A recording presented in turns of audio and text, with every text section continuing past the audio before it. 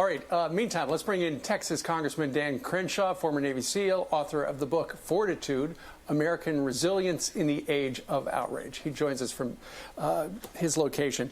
Congressman, because you are representing a district in Texas, wanted to ask you about Shelley Luther, that salon owner who said, look, I got to reopen. I know I can't open right now, but I got to do it because I got to put food on the table. She was held in contempt, or rather, she was issued a cease and desist order. She tore it up famously at a public demonstration. And then in front of the judge says, you want to apologize? She said no. Listen to this. I have to disagree with you, sir, when you say that I'm selfish, because feeding my kids is not selfish. I have hairstylists that are going hungry because they'd rather feed their kids.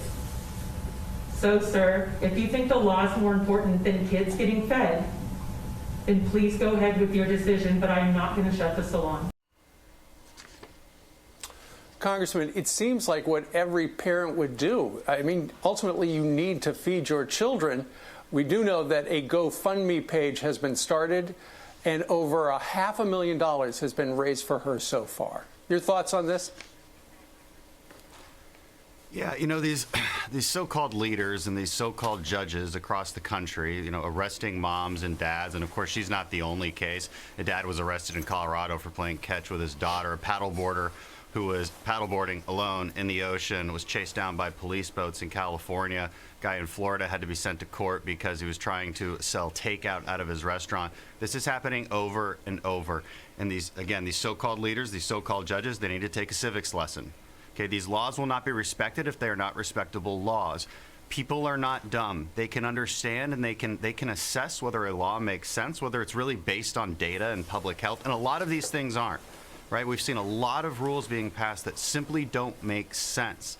And then they go further. Then they want to actually punish you. They want to use the full force of the law, fine you, throw you in jail, arrest you, take away your freedom just because you're engaging in activity that was previously perfectly legal. Okay, engaging in a voluntary transaction with another human being has long been a legal and perfectly okay activity. And to all of a sudden make it illegal and then use the full force of the law to enforce it, that goes against our very basic values. Listen, I'm all for the guidelines, okay? But the government has to use the lightest touch possible. And these so-called leaders are not doing that. They are infringing on people's freedoms, all while, by the way, advocating to allow other criminals who have previously been in jail to be released.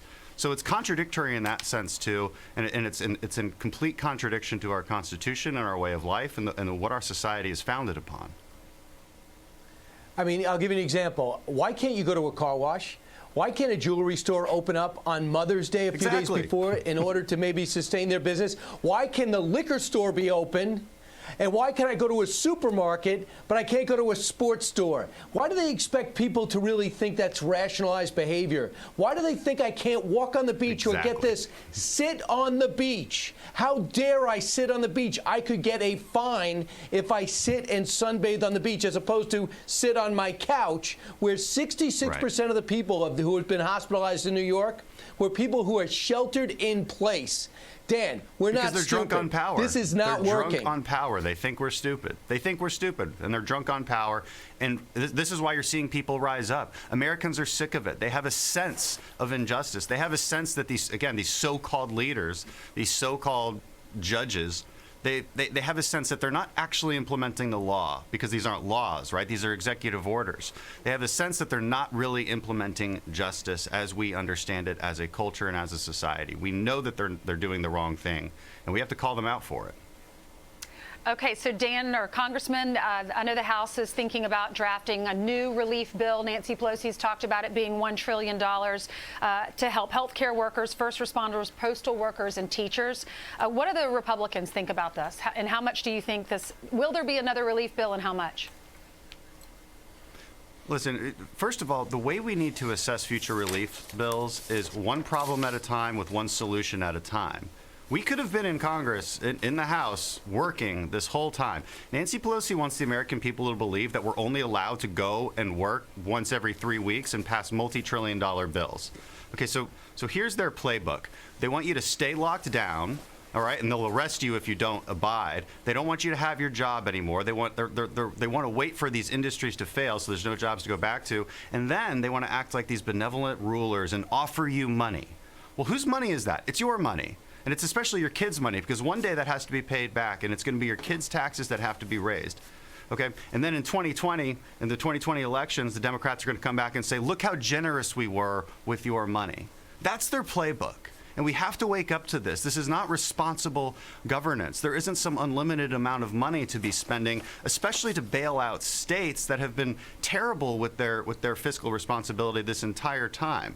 Okay, if you're a member of Congress from Texas, I don't see how you want to use Texan federal tax dollars that we are paying to bail out other states that have been totally irresponsible with their finances all of this time.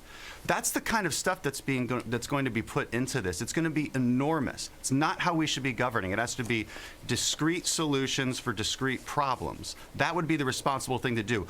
Honest debate in the House. That's what we should be doing. Right. We have taken perfectly safe measures in order to do that. Congressman, speaking of responsible, a lot of people have been wondering, were responsible things being done behind the scenes at the Department of Justice and the FBI to forward the Russia investigation? And ultimately, we found out a little more yesterday when the Department of Justice released once again, a redacted version of one of the scope memos that Rod Rosenstein had given to Robert Mueller regarding what he could look to. And among other things, part of the scope memo from August 2nd, 2017 said, look for any links and or coordination between the Russian government and individuals associated with the campaign of President Donald Trump, and secondly, any matters that arose or may arise directly from that investigation. There were 4 names on it: Carter Page, Paul Manafort, George Papadopoulos, and Michael Flynn. And to a lot of people, they wanted to know what the scope was. You know, how broad was his authority? It seems like it was quite broad, because some things panned out and a lot of stuff did not. Right. And here's the best way to summarize what's actually going on here. This was an investigation in search of a crime. And that should terrify Americans. And the more we find out about this entire probe, this entire narrative that was spun for years, tricking the American people into thinking that their president was some Russian puppet, what were they really doing? They had an idea, they had a conclusion, they had a crime that they wanted to prove, and they gave themselves the power to try and prove it. This is a horrible precedent to set. Okay, it goes against, again, every foundation we have in jurisprudence, in law, in due process. But this is what they were doing, and it's added on top of the FISA warrant abuse. It's added on top of what we just found out about General Flynn and how the FBI tried to ambush him.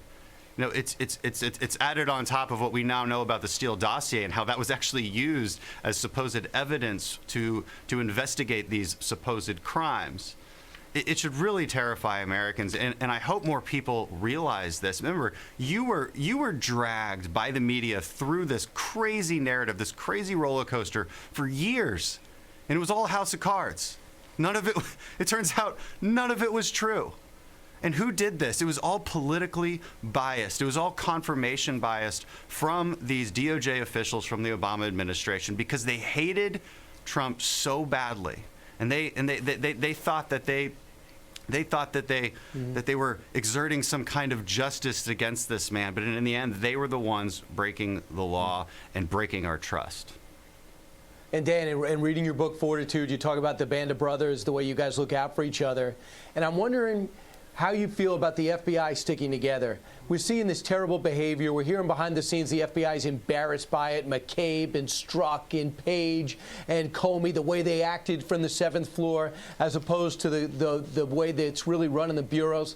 Why haven't there been FBI whistleblowers, do you think? And does it go to the same mindset that you guys have in the Special Forces? Yeah.